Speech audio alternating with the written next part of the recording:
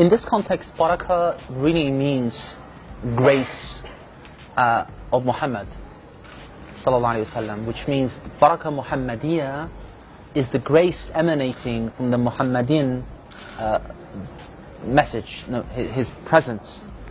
And essentially, this album, Barakah, was made for one reason and one reason only. It's basically my response to the atrocities that have been carried out in the name of Islam. Given the context that we're living in today, which is madness and extremism of an unprecedented level. I mean, we have never seen anything like this. I was reading the other day, actually earlier on today, to be precise, about a mosque that had survived the Mongol invasion, but not extremists, that destroyed it last year. Very, very difficult time.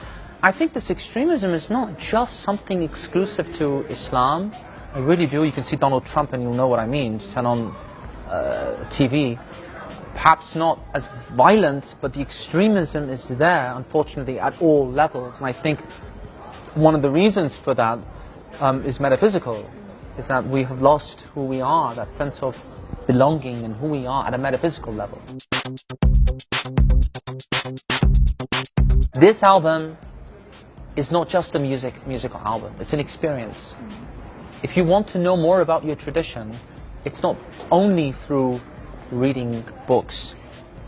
Just listening to an old piece of poetry from Bulleh Shah, or from Hafiz, or Sa'di, or Mutanabbi, or Ibn Arabi, Muhyiddin Ibn Arabi, or Rabi al-Adawiyya, has more barakah and grace, authenticity and truth in it than to read a modern book, written in the 19th century on, the fundamentals of religion. Because to truly understand the tradition, you have to really appreciate the tradition, you have to immerse yourself in the art.